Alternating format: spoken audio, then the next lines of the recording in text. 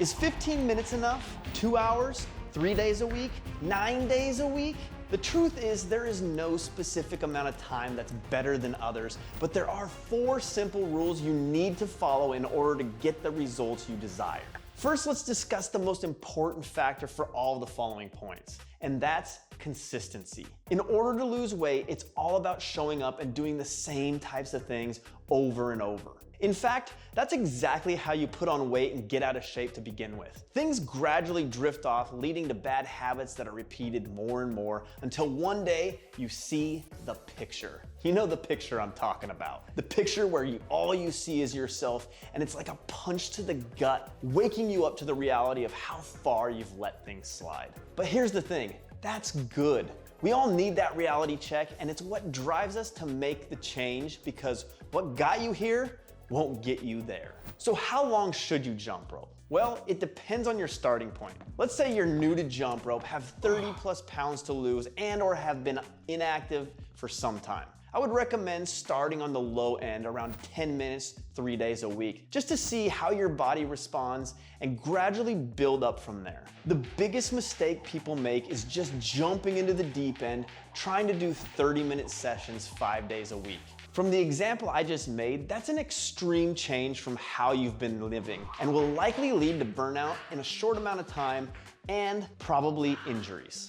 Real fitness, not social media BS, isn't about weight loss. It's about feeling amazing and being able to perform daily at your best no matter what you take on.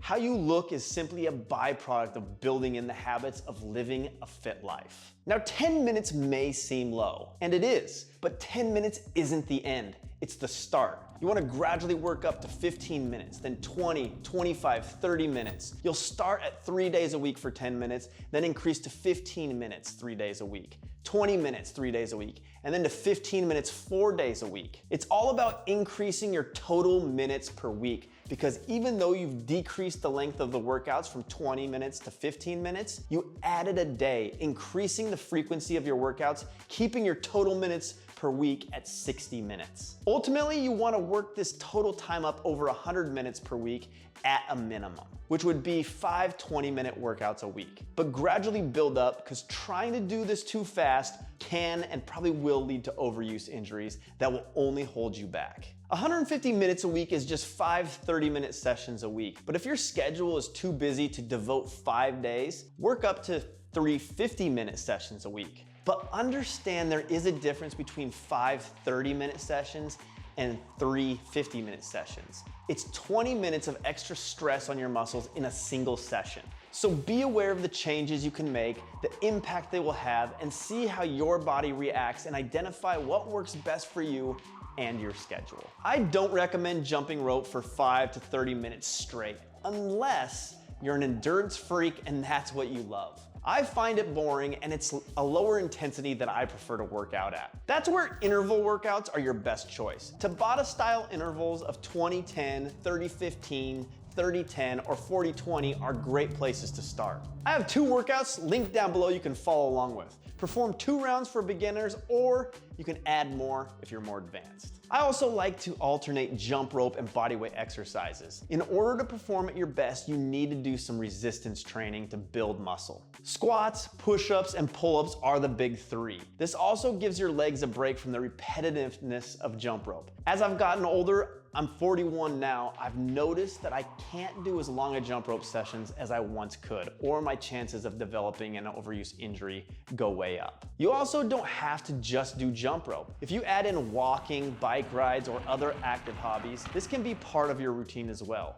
I also personally lift weights outside of my jump rope related workouts on average 3 days a week, and I walk regularly. Above all, staying consistent will drive the majority of your progress. You shouldn't be making a temporary change for just 30 days or for a season. You need to enter this with the mindset that it's your new normal. Hey, I gotta tell you about my favorite jump ropes that I've been using for years. I love them because they're durable, high performance, great for all levels, and at a great price point. The brand is Elite Jumps, and they've been in the jump rope game for like 25 years, so they know their stuff and stand behind their products. I got them linked down below with the 15% off code.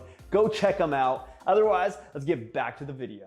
You can work out all you want and not lose weight, I've done it. The key to weight loss is eating in a calorie deficit, meaning you need to eat less calories than you burn in a day. This is another area where less is more to start out. Slow weight loss, around 1/2 to 1 pound per week, is ideal because it allows you to gradually change out bad habits for good habits. This will give you a better chance of sticking with them forever. This doesn't mean you have to eat blah, tasteless meals. I eat meals I love every day, and while I still enjoy the occasional burger or pizza, I like my other meals just as much because I feel much better after eating them, plus I experience less digestion issues and bloating.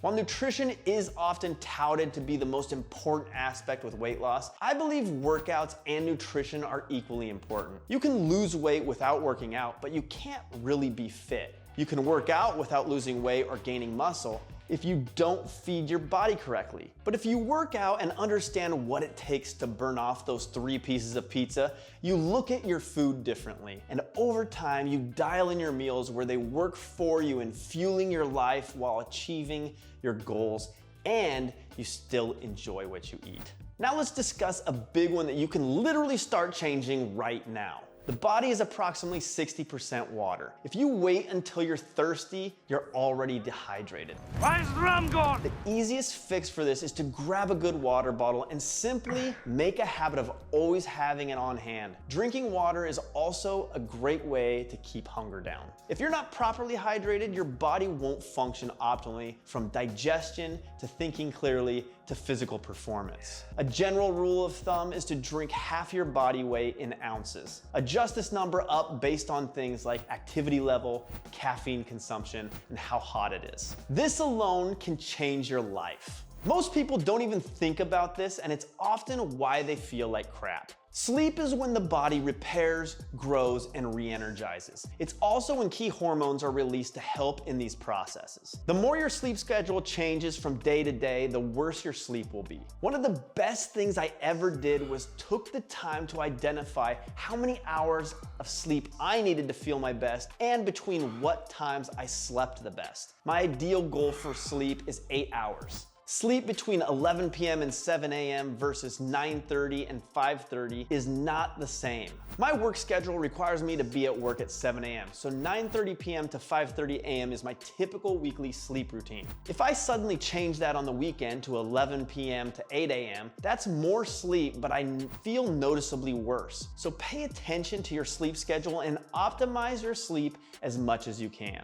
3 other things that greatly impact sleep are alcohol, screen time before bed, and caffeine. Try to get off electronics 1 hour before bed and avoid caffeine within 10 hours of sleep. As for alcohol, if you drink on a regular basis, like every weekend, I suggest taking a break for 60 days as a test to see how you feel and note any other changes you experience. As a former weekend drinker, I can tell you alcohol stole a lot of time and productivity from me. Before I did any of these things, I would have argued against them all, but I had never tried optimizing my sleep before, so I had no way of actually knowing how I should feel. So if you doubt it, try it and let me know your experience. As you increase the amount you jump rope, you increase the probability of injuries, but we can greatly reduce this by consistently doing 2 simple things. I show you exactly what they are in this video right here.